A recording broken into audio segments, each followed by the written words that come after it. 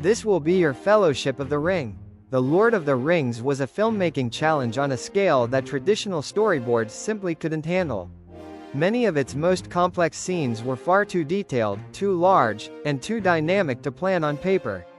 Instead, the filmmakers relied heavily on a process known as previsualization. Entire sequences were digitally designed on computers before a single camera ever rolled. Director Peter Jackson sought advice from Star Wars creator George Lucas and producer Rick McKellen at Skywalker Ranch. When Jackson returned to New Zealand, he assembled a team of newly graduated digital artists to help bring those visions to life. That team would go on to change the future of visual storytelling. Christopher Lee holds a unique place in the trilogy's history. He was the only cast or crew member who had ever met J.R.R. Tolkien in person. Because of his unmatched knowledge of the books, Lee became the very first actor cast in the trilogy. From the year the novels were published until his death in 2015, he read the entire trilogy at least once every single year. After joining the production, Lee frequently visited the makeup department. He offered advice on creature designs and helped shape the terrifying look of Middle-earth's monsters. During filming, many members of the Fellowship spent their downtime surfing in New Zealand. Viggo Mortensen, who played Aragorn, was one of them. One day, Mortensen suffered a surfing accident that left one side of his face badly bruised. Rather than delay production, Peter Jackson made a clever choice. Mortensen was filmed almost exclusively from one side throughout the scene. If you look closely during the Mines of Moria sequence, Aragorn's close-up shots are nearly always from his left profile. Even in wider shots, he subtly keeps his head turned in the same direction. Originally, the opening narration was meant to be delivered by Elijah Wood as Frodo. However, the information didn't directly relate to Frodo's personal journey. Ian McKellen also recorded a version as Gandalf, but once again, doubts arose. Gandalf hadn't been present for the events being described. In the end, the filmmakers chose Cate Blanchett's Galadriel. Her timeless, otherworldly nature made her the perfect voice to open the story. From the first film onward, Viggo Mortensen performed nearly all of his own stunts. He insisted on using a real steel sword instead of lighter aluminum or rubber versions. Mortensen even carried his sword with him off-set to stay in character. This dedication led to multiple encounters with local police, who frequently questioned him. Swordmaster Bob Anderson later described Mortensen as one of the best sword fighters he had ever trained.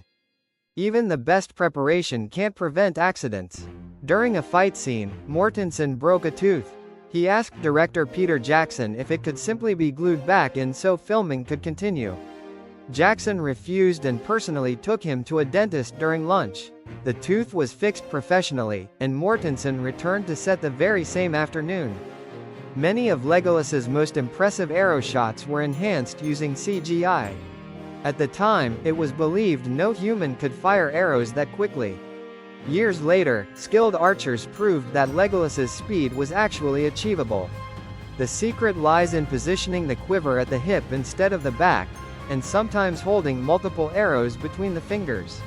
John Rhys Davies suffered severe reactions to the prosthetics used for Gimli. His skin often became inflamed, especially around the eyes.